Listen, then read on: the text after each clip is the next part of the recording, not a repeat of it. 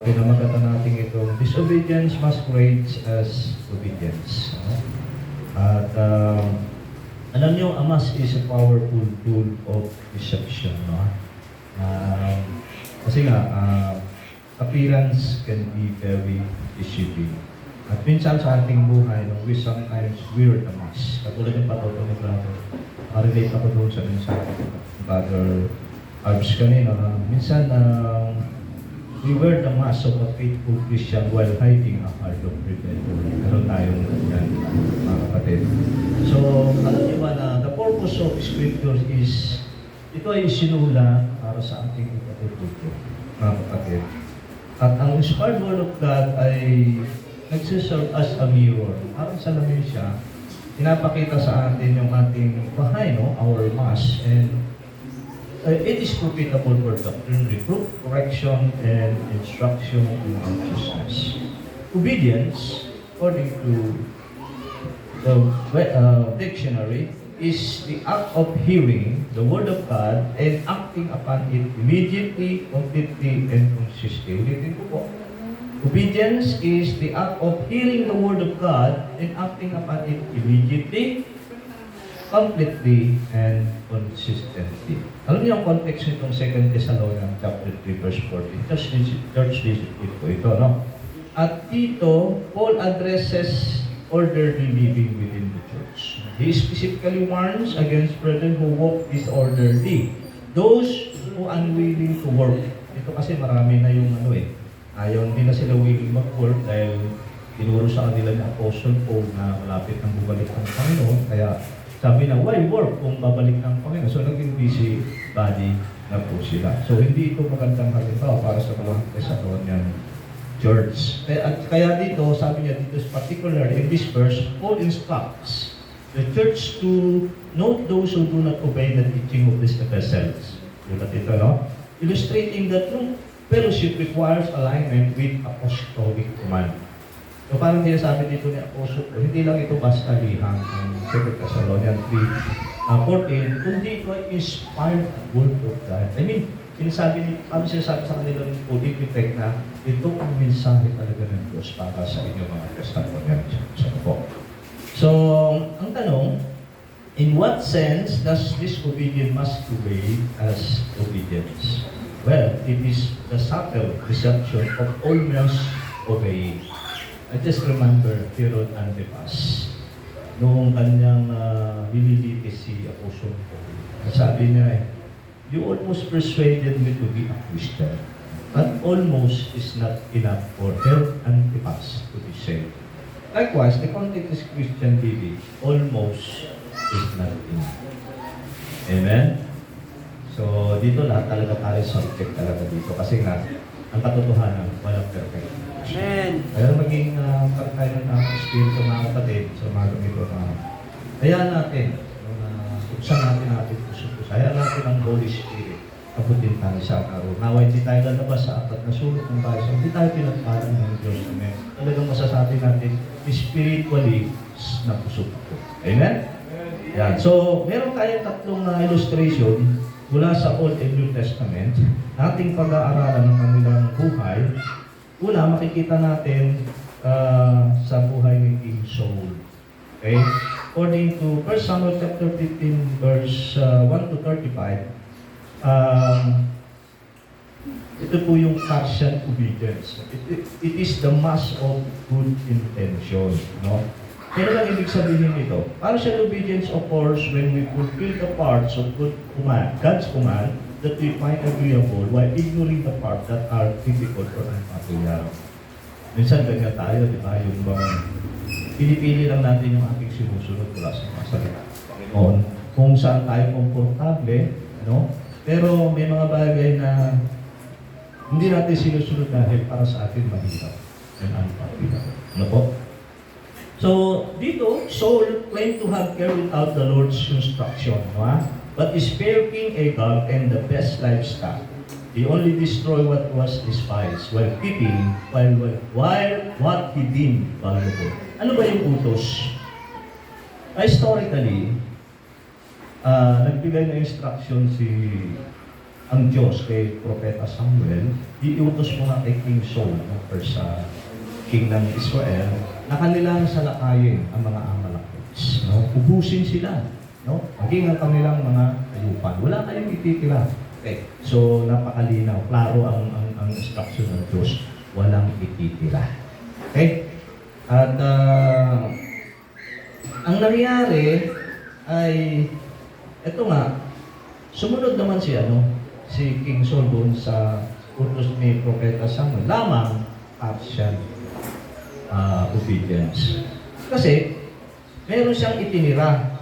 Una yung hari ng mga Amalekite, si King Agag. At yung mga livestock, yung mga matatabang tupa, at mga baka. Ano? Ngayon, the mass of good intention, kasi ginastify niya yung kanyang disobedience. Ang sabi niya, nung makita sila ni Propeta Samuel, hindi, ano yan eh, tinira ko yan eh, kasi iyahantin ko yung kasi ko. Diba? Kaya lang, parang ganito lang yan eh, yung bang, minsan meron daw isang sabungerong nanalangin. Sabi niya, Panginoon, kaya mo nga akong manalo sa sabong. Kasi pag ako nanalo, tutulungan ko yung mga kamag-anak kung may hirap. Pansinin natin, mabuti yung kanyang intention, pero mali yung kanyang panahon. Kasi sugal yun. So dito parang ganun, ang nangyari kay King Saul. No? Ang kanyang intention is good, kasi para ihandog ito para sa Panginoon. Lamang, meron kasi instruction ng Diyos. Napakaklaro, uubusin nyo ang mga Amalekite. Bakit sino ba itong mga Amalekite na to? Historically, habang ang mga Israelita galing sa land of slavery sa Egypt, papunta sila ng promised land. Di ba inambos sila ng mga Amalekites from behind? Remember? Kaya itong mga Amalekites na ito ay mapagsamba sa Diyos at sagat na hanggang sa langit ng kanilang kasamaan. At ito ay divine punishment ng Diyos para sa mga anak. Gagamit ng agent ng kanyang judgment ang bansang Israel yung sa pangunguna ni King Saul. Okay? Yun, ang result mga kapatid, God rejected Saul as king. So, yung naging consequence ng kanyang partial obedience doon sa utos ng Panginoon na ipusin lahat ng Amalekite, including their livestock. Alam niyo ang Amalekites, spiritually speaking, is referring to our sinful, yung ating flesh, sinful nature. Kasi, pag yan, hindi mo sinuko lahat sa Diyos yung buhay mo. May tinira ka, yun minsan yung magpapahirap sa in the long run. Ano?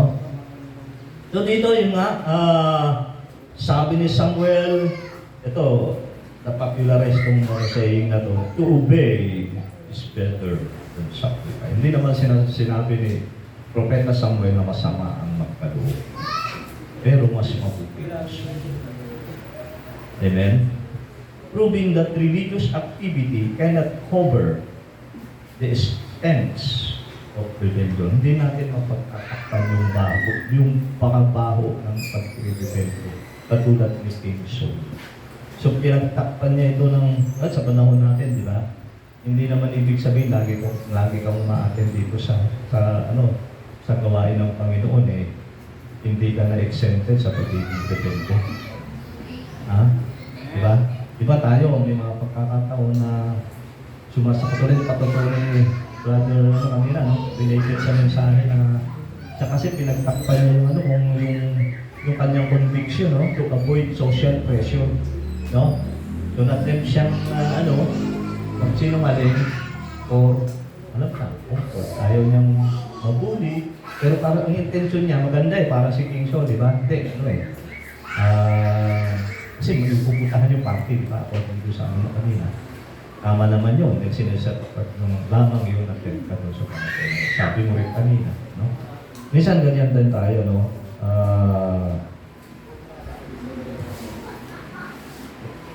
Okay. So, likewise, we often do the same as Paul, no? We obey God in big sins. Like stealing, well, sumusunod na, justify naman natin yung pagiging obedient natin sa mga malalaking kasalanan naman. Hindi naman ako pumapatay do, hindi naman ako nagkanakaw, di ba ganyan?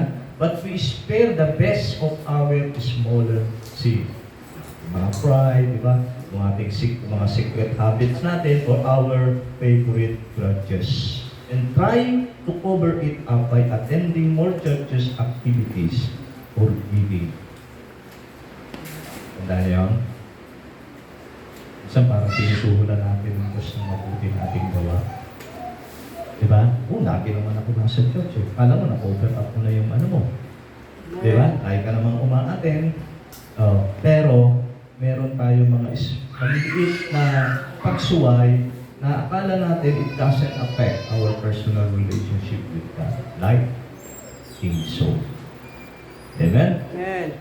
So, ang dapat, stop trying to negotiate with God's command. Seek total surrender, not selective submission. So, dapat lahat ng utos ng Panginoon sinusunod natin. Hindi tayo selective. Yung mga utos lang kasi niya na komportable tayo, madali lang para sa atin, pero pag mahirap, ayaw natin sundin. So in that sense, nagiging tayo, para tayong Kristiyano na nagsusot tayo ng maskara. We claim to be something that we are not. Parang gano'n nila. That is a fight was hypocrisy, ba? Okay? Number 2, makikita naman natin ito sa buhay ni Apostle Peter sa Galatians chapter 2, 11 to 14. Ito naman yung inconsistent obedience, the mask of social comfort. At ibig sabihin, inconsistent obedience is situational faithfulness. It is obeying God when it is socially safe, but compromising of man's opinion. Yan. Yung bang kapag tayo, kapag socially, siyempre, yung mga pinagpagkatabi, meron tayong fear of man. I mean, yung ayaw natin mapuli, gano'n. Kaya, minsan natetend din tayo to cover. Yung pag-lying is covering yan eh. Cover natin yung nagpo-compromise tayo. I mean, kung ano na lang yung kanilang opinion ng tao, yung unbeliever, sinusunod na lang natin. Okay? So, Peter, ano ba nangyari dito? Sa Galatians chapter 2, 11 to 14. Peter's fellowship with Gentile until influential legalists arrived, fearing their judgment, he withdrew and separated himself, acting contrary to the gospel truth he knew. So, ito nangyari? Saan ba yung location? Sa headquarters ng mga first century Gentile Christian sa Antioch, Syria. Di ba? At doon ay nakihalubilo si Apostle Peter sa mga Gentile Christian at biglang dumating galing ng Jerusalem itong mga Jewish legalists. Actually, mananampalataya sila eh. Pero kasi, hindi pa dito na pag-uusapan yung dapat ang mga Gentile Christian hindi na nila susundin yung mga kautusan na pinagagawa ng Diyos sa mga Hudyo katulad ng yung mga dietary foods, yung pagsunod sa mga Jewish holiday, Kaya dito, meron pa rin silang, kumbaga may pagka-legalist pa rin sila, Kaya sila pumunta doon dahil sinend out nila ni Pastor James, kilala si James, dapat yung piso sa laman, sumulat ng buko. James, galing sila ng Jerusalem. Ngayon, pagdating nila doon, nung makita ni Apostle Peter na, hindi nyo mga kababayan, umiwalay na siya ngayon sa mga Gentile Christian at hindi na nakisama. Ngayon, ang consequence nito, meron siyang mga kapatid sa pananampalataya ng hikayat niya. Ginaya pa siya kasi nakita yung bad example niya na, mulis ako siya. Kasama dito na yung pangalan si Barnabas. At yung ilang pang mga Kristyano doon. Ngayon, nung nalaman ni Apostle Paul, public, binirebuke niya si Apostle Peter. Kung ikaw nga na isang Hudyo, namumuhay na parang Gentile Christian, tapos hinihikayat mo, sila na maging katulad mo, Jewish Christian. Silensyo ang Biblia. Wala tayong mabasa na nagkaroon sila ng heated debate, no? Between Apostle Paul and Peter. Marahil, na-realize ni Apostle Peter na nakasama siya. Mga kapatid, likewise, we often do the same as Peter. We are Christian in the sanctuary, but we separate ourselves from God's standards at the workplace or on social media to avoid being cancelled or mocked. Right? Minamaskarahan natin our faith to fit the room we are in. Amen? Isa ganyan tayo, di ba? Pag dito tayo sa church, para tayong santo. No? Pero pag nasa labas tayo, iba tayo. Para tayong minsan mga kapatid, alam niyo yung hunyano. Ang hunyano, pag tumikit sa kulay, sa isang puno, na kung ano yung kulay, ganoon din ang kulay niya. Nagpo-compromise tayo. Minsan, katulad tayo. Apostle Peter represents. Minsan nagiging-compromise sa tayo ng Christian. Iba tayo pag nandito sa gawain ng Panginoon. Iba tayo pag nasa labas. Wala yung sinasabing holiness. Holiness is, di ba, self-separation.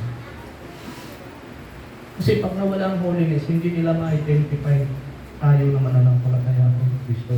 Sasabihin lang, well, nothing is common. Wala naman pala kaming pagkakaiba sa inyo. Ba't kami sasama? Kasi ginagawa nyo rin naman yung ginagawa namin. Katulad nito.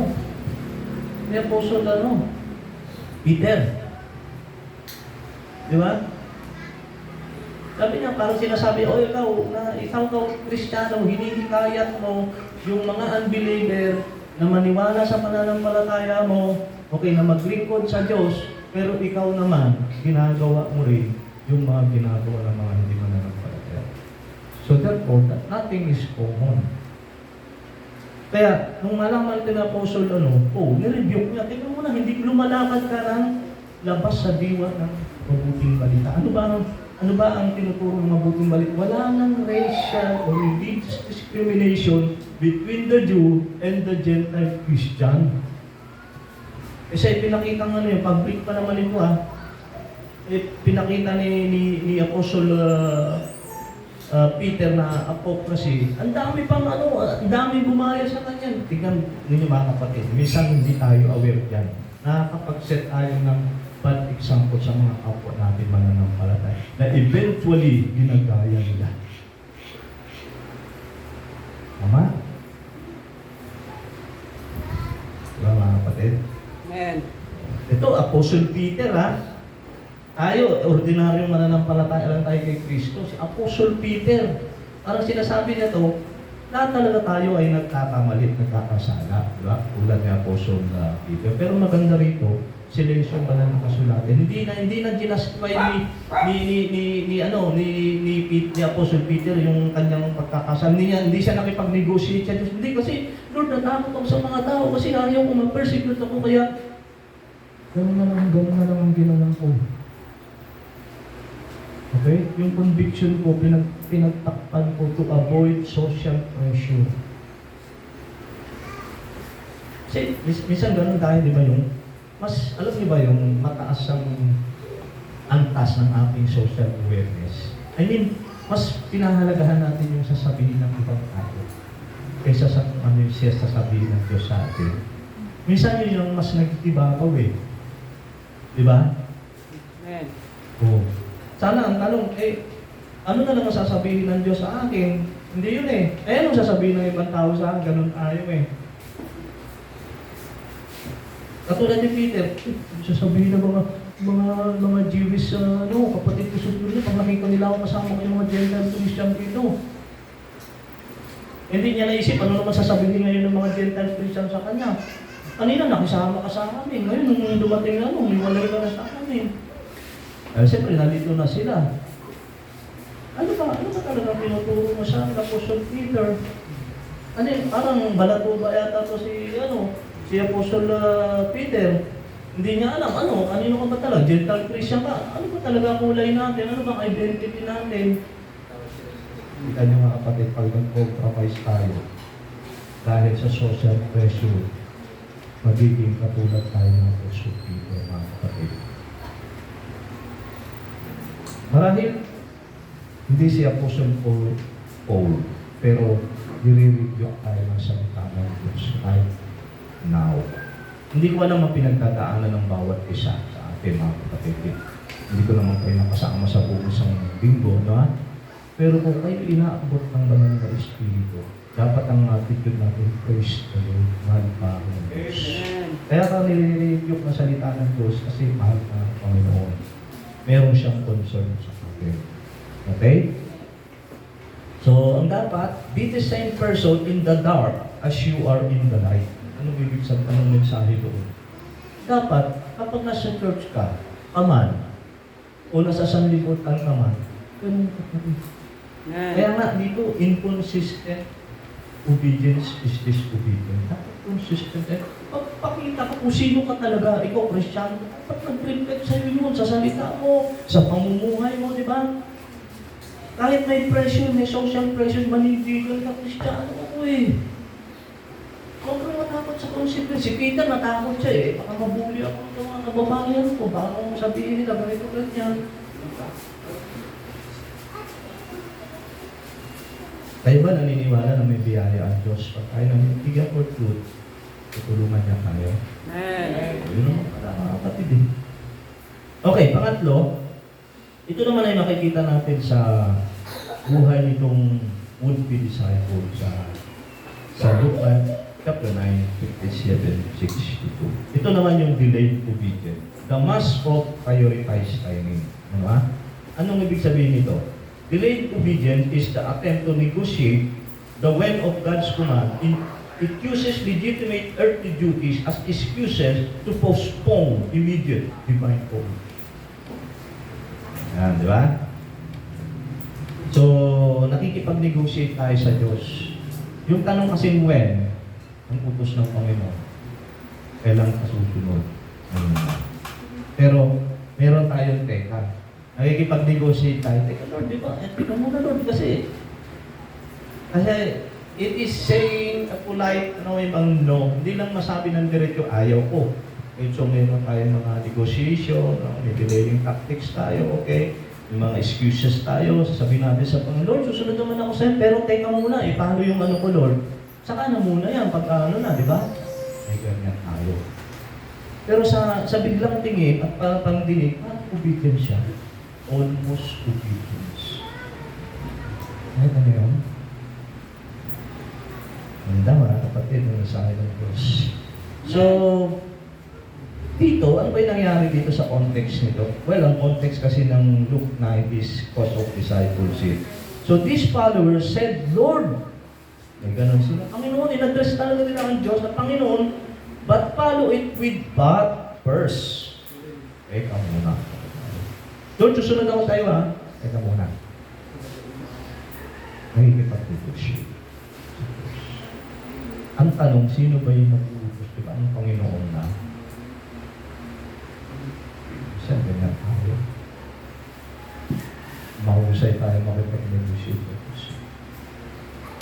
They acknowledged His authority but insisted on their own timeline, showing their heart were still tethered to their own wife. Babalik na. Ibang nakasanayan mo ng sumuway sa Diyos, nagiging normal naman sa'yo. Tapos meron ka mga ganong yung nag-delaying tactics yung mga pinajustify natin yung ating disobedience by sa pamagitan ng pakikipag-negotiate sa Diyos. Kasi it seems to us na susunod naman pala eh. Pero teka muna kasi di ba ganyan tayo di ba? Ang dami nating mga rason or excuses. So, anong consequence? Sabi ni Jesus warned that anyone who looks back is not fit for service in the kingdom. Kaya sabi ng Panginoon, hindi ka makapag-ibigod ng maayos sa Diyos. At marami kang teka-teka muna. Amen. Kaya ang ginamit niyang illustration yung metaphor, yung isang magsasaka nag-aararo. Lingon ng lingon.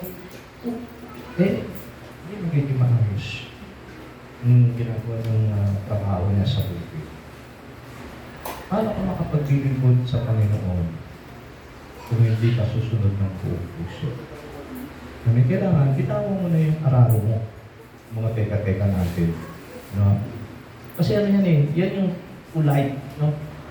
The way na, yun din naman ang ibig natin sabihin doon ayaw talaga natin polite tayo, yung sabi natin, teka muna. Pero, ayaw talaga natin. Nakipag-negotiate tayo sa Panginoon. Katulad nito, ano bang nangyari dito? Yung would-be disciple na ito. Sabi niya, Lord, susunod ako sa iyo, ha? Teka muna, lilipin ko muna yung tatay namin.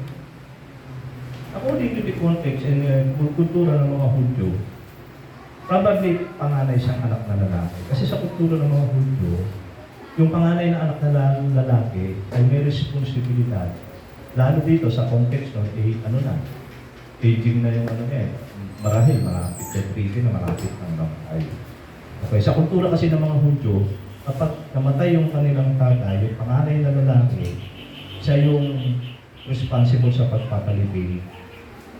After a year, bumabalik siya doon sa cemetery, tapos kinukulik niya yung mga bones, nilalagay niya sa isang garapon, tapos may islat ko nilalagay doon. Yan ang kultura ng mga Hudyo. Kaya humihingi pa siya ng at least 1 year, susunod na siya. Kaya sabi niya, take ka muna.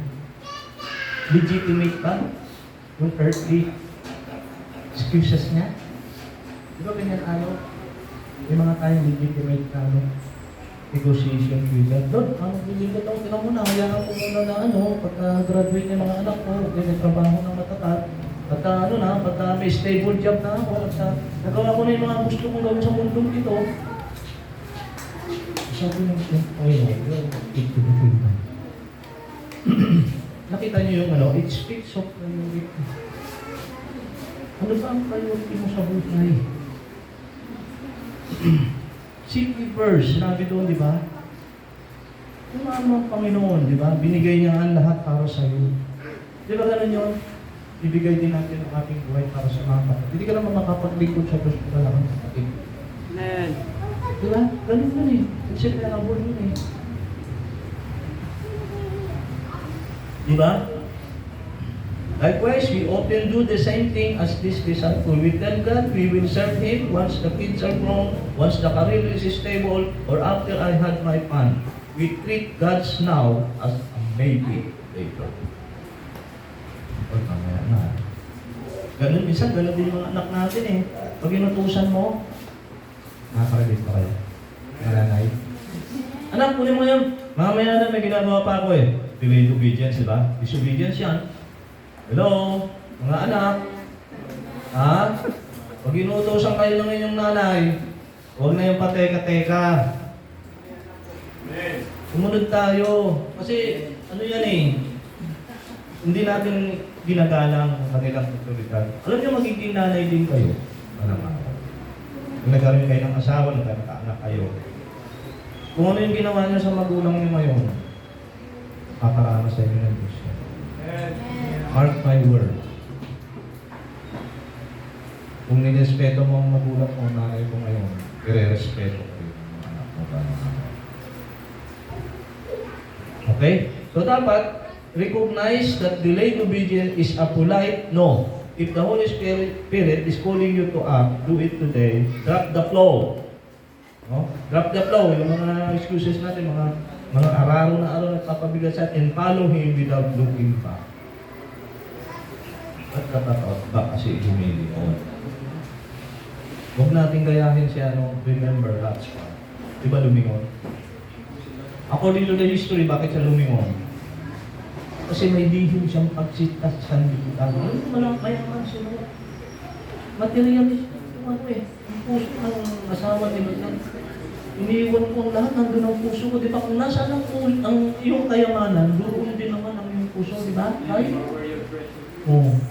Saan ka ba mayaman? Sana mayaman ka sa pananampalataya. Sana mayaman ka sa pagtatakot sa ating Panginoon. Sana ang Panginoon ang priorities mo sa buhay mo. Naniniwala ka ba na pag inuna mo ang Panginoon sa iyong buhay, aayusin din ng Diyos ang buhay? Yes! Amen. He is a God of order. Tamang meron siyang divine order. Hindi kasi mangyayari mga pangako ng Diyos sa atin kung di natin sundin yung una. First is first. Amen? Okay, to summarize, Saul remind us that total obedience is required. Peter remind us that consistent obedience is required. That the would-be disciples remind us that immediate obedience is required. Anong ibig sabihin nito? Disobedience rarely looks like an outright no in the church. It usually looks like yes, but or yes later. This disorderly walk mentioned in 2 Thessalonians 3:14 is a failure to align our entire lives, work, social life, and timing with the Word. Failure natin yan. Amen. Hindi yan halata. Diba? Hindi halata. Subtle. Subtle na sasabihin mo sa iyo. Deception. Almost obeying. Okay? So, for those struggling, remember that God's command are not a burden. Sa totoo lang, hindi pabigat ang utos ng ating Panginoon. But a pathway to life. Kasi ang kasalanan isi-separate ka na sa Diyos. Yung pagsunod mo sa kanyang utos, magkakaroon tayo ng union, I mean fellowship with God. May enjoy mo ang fellowship with God. At yung mga pangako ng Diyos is available for you to claim. Okay, so if you are walking disorderly, the remedy is not more busyness, but a return to the simplicity of doing exactly what is said. May kanta yung mga bata, no? Obedience is the very best way to set it up, you believe. O, kumanta na ako, yun ay mensahe. O, yun. So, katapos, genuine obedience does not negotiate with God. It recognizes that He is the master and we are the servant. So, let us stop masquerading and start following with an undivided heart. Ito po ang mensahe ng Diyos para sa ating lahat sa tangalan. God alone be the greatest. Amen. Amen.